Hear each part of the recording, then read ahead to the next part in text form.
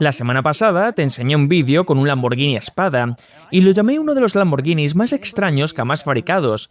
Y estuviste de acuerdo en que era bastante raro, pero no es el más raro, porque ese sería el Lamborghini Jarama. Permíteme poner el contexto. Es 1970 y Lamborghini está fabricando el Miura, un coche deportivo que ya es mundialmente famoso por su hermoso diseño. Luego presentan el Espada, con 4 plazas con un motor V12. Ahora imagina que tú eres Lamborghini. ¿Qué harías a continuación? ¿Quizás un modelo de entrada? ¿Tal vez un convertible? No. Decidieron lanzar otro 4 plazas con motor V12. Ese sería el Jarama. Y utiliza exactamente el mismo motor V12 que el Espada, y básicamente ocupa la misma posición en la gama de Lamborghini, excepto por 2 cosas. El Jarama tiene un diseño mucho más extraño que el Espada, lo cual no es poca cosa porque el Espada ya es bastante raro, y el Jarama es mucho más raro de ver. Lamborghini vendió este coche desde 1970 a 1976 y solo fabricaron 328 unidades en todo ese tiempo. La producción se dividió en 2 modelos, el GT y el GTS. Los GT, como este, fueron los primeros y solo hicieron 176 unidades. Esos números tan bajos probablemente se deben a que nadie quería comprarlo, pero debo admitir que siempre me ha encantado este coche. Ya sabes, hay personas que aman los coches deportivos raros y exóticos y otras que aman los coches raros, como el Isuzu Bay-Cross o el GM Boy XV. Bueno, el Jarama es como el Bay-Cross del mundo Lamborghini. Olvidado, raramente mencionado y extremadamente raro, y no puedo esperar para mostrártelo. Debo mencionar que el coche me lo prestó Tomini Classic, en Dubái, en los Emiratos Árabes Unidos. Es una concesionaria de coches exóticos con un inventario increíble y un personal excelente. Tienen coches increíbles, solamente mira. Hoy voy a mostrarte todos los detalles del Jarama y por qué este es verdaderamente el Lamborghini más extraño jamás fabricado. Luego lo sacaré a la carretera para conducirlo y por supuesto le daremos una puntuación. Ya terminamos por aquí una semana más y espero que te haya gustado todo el contenido, y si quieres apoyarme con el doblaje a español puedes hacerlo suscribiéndote o dando a like, lo que tú quieras. Sé que hasta este punto el Jarama puede parecerse al Espada que revisé la semana pasada, pero este coche es una categoría aparte de locura y rareza, mucho más que aquel, así que tenme paciencia y te prometo que valdrá la pena. Voy a empezar por aquí atrás con quizás la rareza más interesante del Jarama, el hecho de que no es un hatchback. Parece uno, tiene esa ventana trasera con mucha inclinación. Salió una época en la que los hatchbacks empezaban a ponerse de moda y sin embargo tiene una cajuela. Cuando la abres hay un pequeño soporte para mantenerla abierta, de hecho la cajuela es sorprendentemente grande. Lo que me gusta de ese soporte es que solo está de un lado, así que cuando la cajuela está abierta queda un poco inclinado hacia abajo, pero bueno, eran los italianos en los 70 y realmente no les importaba. Si quieres abrir la cajuela tienes 2 opciones, puedes caminar hacia ella y abrirla con una de las muchas llaves que trae el coche. O puedes abrirla desde aquí abajo, solo tiras de esta pequeña palanca y se abre. Lo más interesante de esa palanca es que tiene una cerradura y en otras palabras hay 2 formas de asegurar la cajuela, cerrándola desde afuera y necesitarás la llave para abrirla, o cerrándola desde adentro bloqueando la palanca. Así los posibles ladrones ni siquiera podrían intentar abrirla desde el interior, ya que la palanca estaría bloqueada. Nunca he visto eso en un coche antes. Ahora seguimos con lo típico. Este coche tiene asientos traseros y aparentemente me he convertido en la persona que tiene que subirse a los asientos traseros incómodos de todos los coches con plazas traseras, así que allá voy, pero vale la pena mencionar que solo empezar a entrar a los asientos traseros ya es difícil, no hay pestillo. Solo empujas el asiento hacia adelante y se mueve, pero no es automático, tienes que girar una pequeña manija una y otra vez para hacerlo avanzar. Y luego se detiene a un ángulo de 90 grados. No se puede avanzar más de eso, así que eso es todo lo que tienes. Y una vez que estás ahí, pues buena suerte. Aquí voy.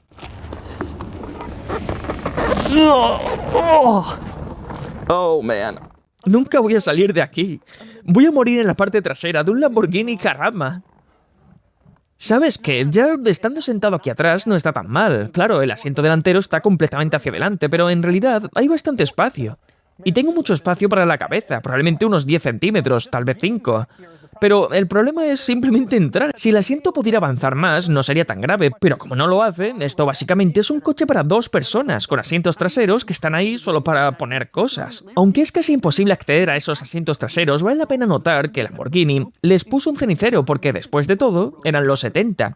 Pasando al panel de la puerta, hay un par de cosas interesantes. Lo primero es la manija interior para abrir la puerta. No es una palanca como en cualquier coche, en cambio es una pequeña correa de cuero que tienes que levantar para salir del coche. Y quizás más interesante aún es el bajaventanas. Estas son ventanas eléctricas y están montadas en la consola central, pero aquí abajo hay un pequeño tapón donde parecería que iría una manivela. Resulta que eso era un control de respaldo. El coche venía con una herramienta que podrías insertar ahí para bajar las ventanas y los controles eléctricos fallaban. Y ya que estamos hablando de eso, hablemos de los interruptores de las ventanas eléctricas. Como dije, están en la consola central, son enormes, como de 5 centímetros por 2,5 centímetros, pero lo más curioso es que no tienen un dibujo de la ventana, sino solo una flecha apuntando hacia la ventana que controlan. Se supone que lo averigües tú, y el hecho de que los interruptores no estén etiquetados es solo el comienzo del nivel increíblemente extraño de botones e interruptores dentro de este coche, empezando por la bocina. La bocina no está en el centro del volante, ahí solo está el logo del toro de Lamborghini. La bocina está al lado, en la palanca de las luces direccionales.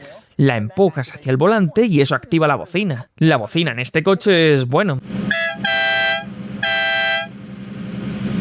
Este coche tiene uno de los sonidos de escape más brutales que existen, lo escucharás en un momento, es una locura, y aún así tiene esa bocina ridícula que suena como una nota musical, es ridículo. Pero era cierto para muchos coches italianos de la época. También era común en muchos coches italianos en ese periodo que tuvieran interruptores ridículos. Una de las cosas más locas del coche es que la mayoría de los interruptores no están en el centro, como en prácticamente todos los demás. En cambio los colocaron entre el volante y los indicadores. No tiene ningún sentido, pero ahí es donde están prácticamente todos los interruptores que controlan la mayoría de las funciones del coche. La configuración básica es esta. Tiene 6 interruptores separados en 2 grupos, con 2 pequeños diales a cada lado de los 6 interruptores y 4 diales, y a la izquierda del todo tienes el control del limpiaparabrisas en el centro y el control de los faros, y a la derecha un botón para encender o apagar las luces del panel de instrumentos. En muchos coches hay un regulador de intensidad, pero en este coche es simplemente un botón. Presionas y se apaga, vuelves a presionar y se encienden. A la izquierda y derecha de esos interruptores hay 2 diales. He tenido este coche encendido y he jugado con esos diales y no tengo idea de qué hacen. No tienen absolutamente ningún propósito claro. De hecho son parte de 5 diales en total, de los que no puedo averiguar cuál es su función. Moviéndonos a la derecha y otros 2. Uno es un pequeño botón que parece tener una especie de resistencia dentro de un círculo. Creo que probablemente sea el desempañador trasero, excepto que este coche no tiene las líneas en la ventana trasera para desempañar. Más importante aún, cuando activas ese interruptor se enciende una luz en el panel de instrumentos con el diagrama más críptico que he visto en cualquier coche. Parece una sierra con un cepillo de dientes saliendo de ella y luego hay algún tipo de lata que está rociando. No tengo ni idea de lo que hace.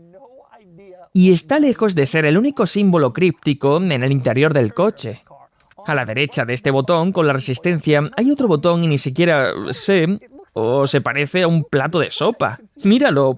Puedes ver el tazón y tiene una tapa encima y luego hay un poco de vapor saliendo. No tengo ni idea de lo que hace. Cuando el coche está encendido y presiono el botón, no pasa nada. Tal vez simplemente le está diciendo al coche que quiere sopa. Los otros botones interruptores de ese lado son bastante autoexplicativos. A la izquierda está el aire acondicionado que controla la cantidad y a la derecha la temperatura. Luego hay un botón para encender y apagar el ventilador. Y a la derecha de todos esos botones encontrarás quizás el dial más extraño de todo el coche. Es un pequeño dial que simplemente está ahí, sin ninguna explicación.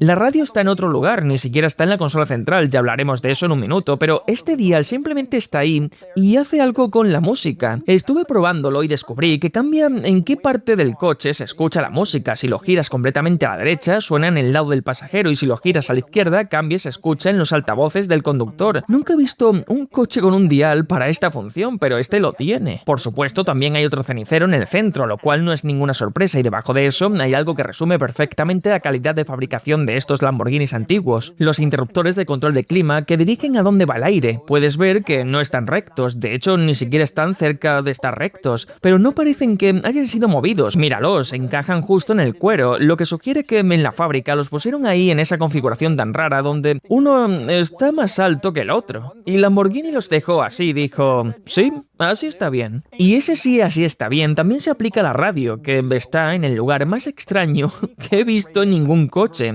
Está en el centro, en la consola central, entre los 2 asientos. Eso no es tan raro, el Defender lo tiene, pero lo raro es que en el Defender la radio está orientada hacia los ocupantes, y en este coche está orientada hacia el parabrisas. Cuando estás sentado en el asiento del conductor, miras al frente y no puedes ver ni un solo control de la radio. Básicamente tienes que mirar hacia arriba y ahí puedes verla. De hecho, hubiera tenido más sentido si lo hubieran montado al revés, para que se leyera mirando hacia abajo. Pero no lo hicieron, está montada al derecho, así que solo puedes leerla bien desde ese lado. Es una de las ubicaciones más raras de radio. Básicamente, tienes que controlarla al tacto. Y aún no he terminado con los botones raros ni con las ubicaciones extrañas. Justo encima de esa radio, entre los interruptores de las ventanas, hay un pequeño botón como los otros dos con dos flechas. Los presionas y no pasa nada. Y no tengo idea de para qué es. Solo después de presionarlo, con el coche encendido y la radio funcionando, descubrí que cambia la dirección del sonido exterior. Presiones la flecha hacia arriba y mueve el sonido al frente, presionas hacia abajo y lo manda atrás. Otra ubicación interesante es el botón del lavaparabrisas. Sí, el coche tiene lavaparabrisas y está justo ahí frente al parabrisas entre los limpiaparabrisas. Pero el botón está en un lugar raro. Como te mostré antes, el control del limpiaparabrisas está arriba a la izquierda del tablero, pero el botón del lavaparabrisas está en el centro, junto al reloj. Y a pesar de todas las etiquetas crípticas y botones raros del coche, el botón de los lavaparabrisas dice simplemente presiona y lava. Lo mismo pasa con las luces de emergencia, están a la izquierda del tablero y aunque el símbolo de emergencia es universalmente reconocido, y este coche tiene un montón de símbolos raros, Lamborghini se lo saltó y en cambio dice luces de emergencia, pero al revés. Hay un par de otras rarezas en el coche más allá de los botones extraños. Una es la palanca de cambios. Desde la posición del conductor parece una palanca normal, pero lo genial es que tiene una pequeña hendidura en la parte superior donde se supone que deben ir los dedos cuando cambias de marcha, lo cual me parece genial. También es interesante la guantera. Este se suponía que era un Lamborghini práctico, así que tiene una guantera práctica. La abres y verás que en realidad es el doble de profunda de lo que sugiere la puerta de la guantera. Encontrarás un par de rarezas en el espacio para los pies del conductor. Una de ellas es el freno de mano. Siempre me parece curioso cuando el freno de mano comparte espacio con el pie izquierdo del conductor. Nunca es cómodo, pero en este coche no está tan mal. Y luego a la izquierda, en el espacio para los pies del conductor, hay una luz allí abajo. Ahora bien, muchos coches tienen luces en el área de los pies del conductor para que cuando abras la puerta puedas ver dónde pones los pies. Pero en este coche puedes encender y apagar esa luz manualmente, así que puedes encenderla incluso si la puerta está cerrada, por si simplemente quieres mirar tus zapatos. También es útil tener esa luz allí abajo para todas esas veces que tengas que trabajar en tu Lamborghini Jarama. Pero volviendo a los interruptores, junto al panel de instrumentos, como mencioné, el segundo desde la izquierda controla las luces delanteras y cuando presionas el interruptor de las luces, esto es lo que pasa. Sí, así es. Cuando enciendes las luces delanteras, tienes básicamente faros escamoteables que no se levantan. En su lugar, las cubiertas de los faros se apartan, así que cuando las enciendes bajan y luego vuelven a subir cuando las apagas, revelando el coche en su forma sin faros. Hay muy pocos coches que hagan esto, pero este es uno de ellos. Ya que estoy fuera del coche, hay un par de cosas más interesantes fuera. La primera es la ubicación de la tapa del depósito de combustible. Es un lugar un poco inusual para ponerlo, un poco más alto de lo normal, pero eso no es lo extraño. Lo raro es que hay uno en ese lado y luego hay una falsa en el otro lado. No tiene ninguna función aparente. No tengo idea de por qué se molestaron en poner ese recorte en el otro lado del coche, pero supongo que es por simetría. Notarás que la tapa del combustible también tiene cerradura, y esa es una de las cosas más interesantes del Jarama, la cantidad de cerraduras que tienes en este coche. Ya te mostré la del maletero, tanto por dentro como por fuera, también la de la guantera y por supuesto la del encendido del motor. Recibes 4 llaves distintas cuando compras un Jarama, una para cada función y cada cerradura del coche, así que si pierdes una, pierdes acceso a lo que controla esa llave en particular. No es solo cuidar tu llave del contacto, también tienes que estar pendiente de las otras 3 si quieres abrir el maletero, la tapa de combustible y la guantera. Otro detalle notable en el exterior es que el Jarama compartía el diseño de sus ruedas con el famoso Lamborghini Miura, aunque eso es prácticamente lo único que compartía. Cuesta creer que estos dos coches salieran de la misma empresa en el mismo periodo de tiempo porque el Jarama es muchísimo más feo. El falso aspecto de hatchback y ese largo voladizo trasero. Debe de ser el Lamborghini con el aspecto más extraño de todos los tiempos. Y si le pides a cualquier persona que adivine de qué marca es el coche Lamborghini, sería la última opción. A menos, claro, que lo escuchen, porque esa es su mayor rareza, o debería decir característica. Suena como si estuviera clasificado para el Le Mans cada vez que acelera.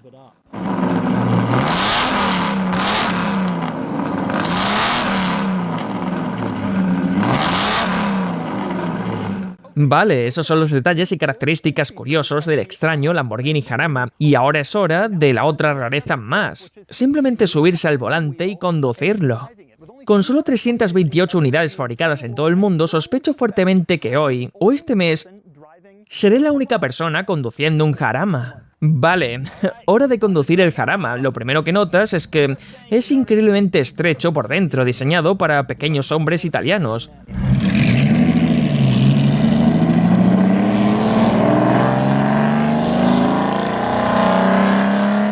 Tocar ese volante de madera es genial, es algo muy de la vieja escuela.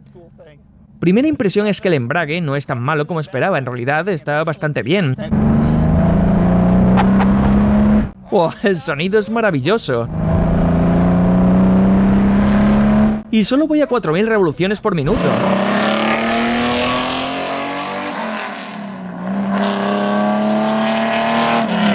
La dirección sin asistencia lo hace bastante pesado, obviamente. No es muy rápido, pero suena...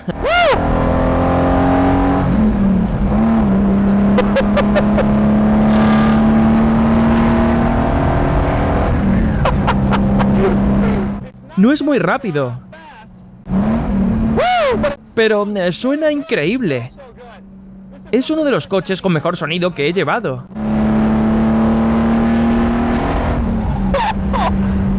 El espejo retrovisor es ridículamente pequeño, está montado en la puerta y es solo un poco más grande que una ficha de póker. Este coche se siente tremendamente sólido.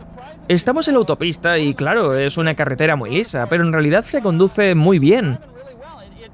No puede haber muchos Jarama en buen estado como este, que realmente se sientan aceptables, aunque no sé si realmente querría conducirlo todos los días. Es difícil expresar cuán ajustado es el interior y de la cabina. El sonido es muy bueno. Básicamente contrarresta todo lo demás, pero podría ser un problema incluyendo lo ajustado que es, aunque de hecho es muy ajustado.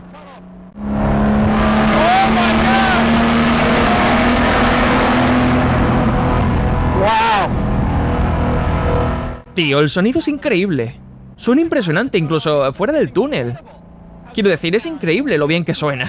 Y no tienes que llevarlo a revoluciones súper altas.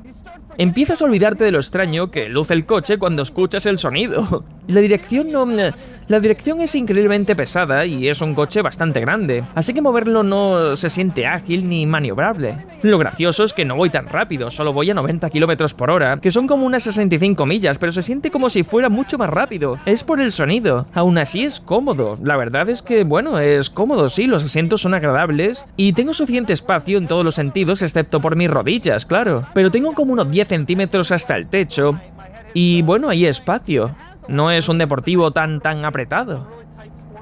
Pero lo que sí se ve es que no se siente que vibre o que estuviera mal balanceado, como otros coches italianos antiguos. Este, de hecho, podrías llevarlo a un viaje largo.